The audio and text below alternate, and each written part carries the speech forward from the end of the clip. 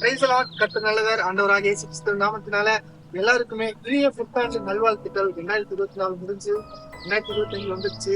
இதுக்கப்புறம் நம்ம லைஃப்ல என்னடா பண்ண போறோம்?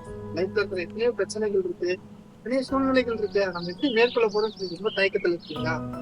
மத்தேயு 6வது அதிகாரம் 26வது வசனத்தை நம்ம எப்படியாய் வாசிக்கிறோம். ஆகாயத்து பட்சிகளை கவனித்து பாருங்கள். அவைகள் விதைக்கிறதும் இல்லை, அறுக்கிறதும் இல்லை, நூக்கிறதும் இல்லை, களஞ்சியங்களில் அவைகள் சேர்த்து வைக்கிறதும் இல்லை. ஆனாலும் ஆண்டவர் என்ன பண்றாருன்னு பாருங்க, அவைகளை ஆண்டவர் பிழை போட்டுகிறார். கவலைப்படுகிறதுனாலே உங்களில் ஒருவன் அவன் தன் சரீர அளவோடு ஒரு முட்டை கூட்ட முடியும் என்று அழகாண்ட வேத பகுதியில் நம்ம வாசிக்கிறோம். நீங்க உங்களுடைய எதிர்காலத்தை குறித்து நீங்க யோசிக்கும் பொழுது கண்டிப்பா இந்த காரியத்தை நீங்க நினைச்சுக்கலாம். ஆண்டவர் ஆகாயத்து பட்சிகளை போஷிக்கிறது, அவர் இல்லாதவைகளை இருக்கிறவைகளாக மாற்றுகிறது. அவர் இந்த மாதிரி ஆகாயத்து பட்சிகளை போஷிப்பார் என்றால் நம்மை போஷிப்பதே, நம்மை வழி நடத்துவதே அதிக நிச்சயமா இருக்கிறது. ஃபியூச்சரை நினைச்சு எதுவுமே நீங்க கவலைப்பட தேவையில்லை. ஒரு தேவைகள், சூழ்நிலைகள் எல்லாவற்றையுமே கர்த்தர் பார்த்துக் கொள்வார்.